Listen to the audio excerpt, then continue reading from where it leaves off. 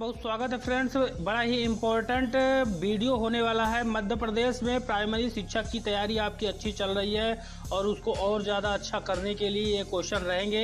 और यहाँ पर अच्छी बात है कि आपकी प्रैक्टिस हो जाएगी। एग्ज़ाम यहाँ पर शुरू हो चुका है और उस एग्ज़ाम में आपका एग्ज़ाम कंप्यूटर से होगा और इसमें एक क्वेश्चन 4 विकल्प रहेंगे। तो आप अपनी तैयारी कैसी आपने की है उसको आप यहां से चेक कर सकते हैं कि आपसे इस वीडियो में कितने क्वेश्चन बन रहे हैं मेरे उत्तर बताने से पहले।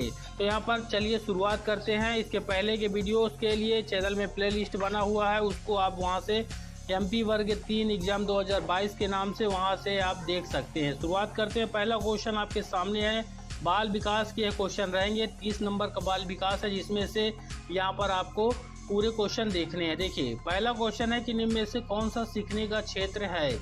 तो अनुभवी, व्यवहारिक, भावात्मक और आध्यात्मिक, कौन सा यहाँ पर सीखने का क्षेत्र है। तो अनुभाविक जो है यह सीखने का क्षेत्र है। राइट आंसर विकल्प A। दूसरा वाला क्वेश्चन आपके सामने है, सीखने की प्रक्रिया में निम्न में से सबसे ज्यादा महत्वपूर्ण क्या है। बच्चे की आनुवांशिकता, बच्चों का परीक्षा परिणाम, सीखने की शैली और बच्चे की आर्थिक स्थिति। तो यहाँ पर ये विकल्प है, इनका उत्तर आप बता सकते हैं। क्वेश्चन बताने के साथ ही आपको उत्तर बताने वाला जो समय है वह शुरू हो जाता है। तो चलिए मैं बताता हूँ। यहाँ पर सीखने की शैली जो है ये सबसे ज़्यादा महत्वपूर्ण होती है। महत्वपूर्ण क्वेश्चन पुनर्वलन का सिद्धांत से संबंधित है, यानी किस मनोवैज्ञानिक ने यहाँ पर दिया है। पुनर्वलन का सिद्धांत जो है किन्होंने दिया, पावलोव, स्किनर, थॉर्नडाइक, कोहलबर्ग। तो पुनर्वलन का सिद्धांत जो है आपका दिया गया है स्किनर के द्वारा यहाँ पर। तो यहाँ रिक्त स्थान में स्किनर आ जाएगा। फिर अगला क्वेश्चन है, क्वेश्चन नंबर 4, अधिगम के संकलक सिद्धांत के प्रतिपादक कौन थे। तो पुनर्वलन का तो स्किनर ने दिया है, अब अधिगम के सिद्धांत के प्रतिपादक कौन थे यहाँ पर। तो ये देख सकते हैं। तो स्किनर यहाँ पर ये हट जाएंगे और बचेंगे 3। तो राइट आंसर यहाँ पर चलिए मैं बताता हूँ, गैंगने ने दिए थे अधिगम के संकलक सिद्धांत को।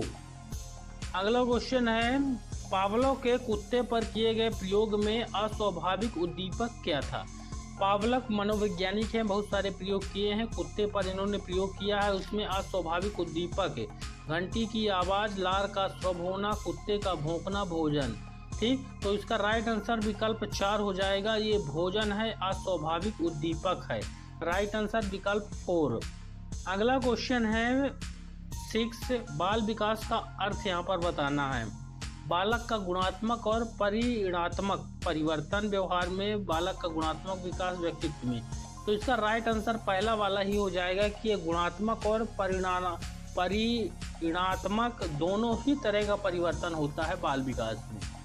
क्वेश्चन अगला है, बाल विकास की प्रकृति कैसी मानी जाती है। तो बाल विकास अप्राकृतिक, अनिश्चित, विज्ञानमयी, अवैज्ञानिक। तो बाल विकास की जो प्रकृति होती है वह कैसी मानी जाती है, वह विज्ञानमयी मानी जाती है, यानी वैज्ञानिक सिद्धांतों के आधार पर पूरा काम होता है बाल विकास में। फिर अगला क्वेश्चन है, बाल अध्ययन का पिता कौन है। ध्यान रखिएगा, बाल अध्ययन पूछा गया है, इनका पिता कौन है। फ्रायड, स्टेनले हॉल, ड्रेबर और डार्विन। तो राइट आंसर आपको यहाँ पर बताना है, आपके पास समय है। चलिए मैं इसका राइट आंसर बता देता हूँ। 2 नंबर वाला है विकल्प राइट आंसर, स्टेनले हॉल। अगला क्वेश्चन आपके सामने यहाँ पर, बाल विकास कब संपन्न होता है।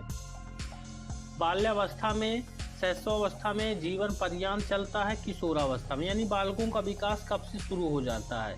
तो यहाँ पर तो राइट आंसर यहाँ पर आपका क्या हो सकता है। यहाँ पर देखिए कब संपन्न होता है, जीवन पर्यंत चलता रहता है, यानी जन्म से पहले ही बालकों के विकास की प्रक्रिया शुरू हो जाती है और यह जीवन पर्यंत चलती रहती है। फिर अगला, पूर्व बाल्यावस्था की विशेषता क्या है। पूर्व बाल्यावस्था यानी बाल्यावस्था की पहले की जो अवस्था है उसमें क्या यहाँ पर विशेषता है। तो राइट आंसर इसका सभी हो जाएगा, यानी जिज्ञासा, खिलौनों में रुचि, नवीन पद्धतियाँ, ये सभी हैं पूर्व बाल्यावस्था की विशेषताएं। फिर अगला क्वेश्चन है, बाल विकास को कितने भागों में बांटा गया है। 2, 5, 4, 6, कितने भागों में बांटा गया है बाल विकास को। तो ये बड़ा ही इम्पोर्टेंट क्वेश्चन है इस वीडियो में। तो चलिए इसका उत्तर आपको बता देते हैं। तो बाल विकास को बांटा गया है दोस्तों 4 भागों में, ध्यान रखिएगा। अगला महत्वपूर्ण क्वेश्चन है कि बाल विकास को सबसे प्रभावित करने वाला कारक कौन सा है? यौन शिक्षा, खेल कूद का मैदान, बुद्धि परीक्षण और सुंदर स्कूल। सबसे ज्यादा प्रभावित करने वाला कारक कौन सा यहाँ पर होगा? तो सबसे ज्यादा प्रभावित करने वाला कारक होता है बाल विकास में खेल कूद का मैदान, क्योंकि बालकों के विकास के लिए खेलना अत्यंत आवश्यक है और बच्चों का जो रुचि है वह इसमें ज़्यादा होता है। फिर अगला क्वेश्चन है, विकास शुरू होता है प्रसव पूर्व अवस्था से, उत्तर बाल्यावस्था से, शैशवावस्था से, पूर्व बाल्यावस्था से। तो जैसा कि मैंने पहले ही बता दिया कि जन्म से पहले यानी प्रसव पूर्व अवस्था से ही विकास शुरू हो जाता है। फिर अगला क्वेश्चन है कि विकासात्मक बाल मनोविज्ञान का जनक किसे माना जाता है? ध्यान रखिएगा, यहाँ पर विकासात्मक बाल मनोविज्ञान का जनक पूछा गया है। फ्रायड को, जीन पियाजे को, ब्रूनर को और केली को। तो यहाँ पर आपको बताना है, आपके पास समय है। चलिए मैं बताता हूँ, इसका राइट आंसर जीन पियाजे को माना जाता है, यानी विकासात्मक बाल मनोविज्ञान का जनक जीन पियाजे को माना जाता है।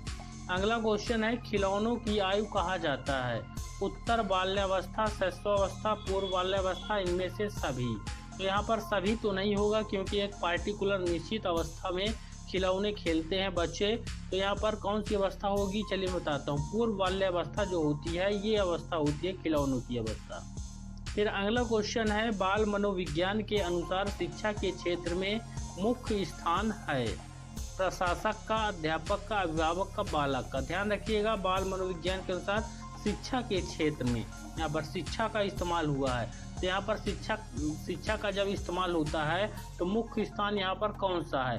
तो मुख्य स्थान समझ ही गए होंगे, आपका बालकों का है। बालक जब रहेंगे तभी उनको शिक्षा दी जाएगी। विकल्प 4 राइट आंसर। फिर अगला है, शैशवावस्था में शिशु होता है आत्म केंद्रित, सामाजिक, संवेगात्मक, दृढ़ और संवेगात्मक रूप से अस्थिर। तो इसका राइट आंसर यहाँ पर हो जाएगा, आप बताएं। चलिए मैं बताता हूँ फिर इसके बाद इसका सही उत्तर हो जाएगा। देखिए, शैशवावस्था में शिशु होता कैसा? तो शिशु जो होता है आत्म केंद्रित होता है, आत्म केंद्रित। ठीक। फिर अगला क्वेश्चन है, निम्न में से कौन सी पूर्व बाल्यावस्था की विशेषता नहीं है? दल बटे समूह में रहने की अवस्था, प्रश्न करने की अवस्था, अनुकरण करने की अवस्था, खेलने की अवस्था। तो यहाँ पर देखिए विशेषता नहीं है, ऐसा पूछा गया है। तो इसका राइट आंसर है कि प्रश्न करने की अवस्था ये विशेषता नहीं है पूर्व बाल्यावस्था की। फिर अगला क्वेश्चन है कि 6 या 7 वर्ष का बालक दूसरों के विचारों को स्वीकार करने के योग्य नहीं होता है। क्यों नहीं होता है? क्योंकि वह बहुत छोटा है, क्योंकि वह कल्पनाशील है, क्योंकि वह बुद्धिमान नहीं है, क्योंकि वह अहम केंद्रित होता है। ठीक। अगला क्वेश्चन है कि बाल्यावस्था की अवधि है कितने? अवधि को बाल्यावस्था में यानी कितने वर्ष से कितने वर्ष? 6 से 12 वर्ष, 5 से 10 वर्ष, 4 से 10 वर्ष और 2 से 8 वर्ष। तो बाल्यावस्था की अवधि जो होती है, एक बाल्यावस्था एक पूर्व बाल्यावस्था। तो बाल्यावस्था की अवधि जो होती है 6 से 12 वर्ष होती है यहाँ पर बाल्यावस्था। ठीक। इसके बाद जो है किशोरावस्था हो जाती है। फिर यहाँ पर बाल्यावस्था को मिथ्या परिपक्वता काल कहा है? किस मनोवैज्ञानिक ने कहा है मिथ्या? तो यहाँ पर ये वैज्ञानिकों के नाम है, मनोवैज्ञानिकों के, यहाँ पर देख सकते हैं। तो चलिए इसका राइट आंसर बता दीजिए। रास ने जो है तो यहाँ पर कहा बाल्यावस्था को मिथ्या परिपक्वता काल कहा, रास ने। फिर अगला क्वेश्चन आपके सामने है, परिपक्व बाल्यावस्था किसे कहते हैं? परिपक्व बाल्यावस्था 6 से 9, 7 से 10, 8 से 11, 9 से 12। तो 9 से 12 जैसा कि इसके पहले बताया कि 6 से 12 के बीच बाल्यावस्था, लेकिन जब परिपक्व की बात आएगी तो 9 से हम 12 ले लेंगे। 12 के बाद उधर किशोरावस्था आ जाती है। ठीक। अगला क्वेश्चन है कि बाल्यावस्था में कौन सी मूल प्रवृत्ति सबसे अधिक क्रियाशील रहती है? काम, सामूहिकता, जिज्ञासा, रचनात्मकता। तो यहाँ पर कौन सी है यहाँ पर? ठीक। तो यहाँ पर सामूहिकता जो है सबसे अधिक क्रियाशील होती है। समूह बनाने में, समूह में रहने में बाल्यावस्था में बच्चे अधिक सक्रियता दिखाते हैं। फिर अगला है, बाल मनोविज्ञान का अध्ययन निम्न में से किसके लिए सर्वाधिक आवश्यक होता है? बाल मनोविज्ञान का अध्ययन माध्यमिक शिक्षक, विश्वविद्यालय शिक्षक, प्राथमिक शिक्षक, उपरोक्त सभी। तो यहाँ पर सभी के लिए नहीं होगा दोस्तों, क्योंकि यह एक पार्टिकुलर निर्धारित पाठ्यक्रम में दिया जाता है। प्राथमिक शिक्षक के लिए जो है तो सर्वाधिक आवश्यक होता है। ठीक।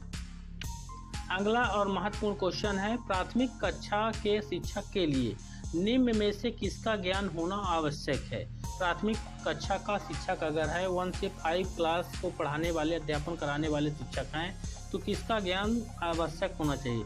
शिक्षा दर्शन का, बाल मनोविज्ञान का, स्वास्थ्य विज्ञान का, सामाजिक विज्ञान का। तो बाल मनोविज्ञान का यहाँ पर ज्ञान होते हैं, बच्चों किस तरह से उनको सिखाना है, समझाना है, पढ़ाना है, ये तमाम चीज़ें बाल मनोविज्ञान के अंतर्गत आ जाती है। तो आज के इस वीडियो पर हम 25 क्वेश्चन ही आपको दिखाएंगे। इसके बाद जल्द ही नया वीडियो आएगा, इसके लिए चैनल को आपको सब्सक्राइब करना है, साथ ही वीडियो को लाइक करके शेयर करना है। और अगर आपके पास कोई सुझाव है तो कमेंट बॉक्स में कमेंट करके ज़रूर बताइए। मिलेंगे अगले वीडियो पर। धन्यवाद।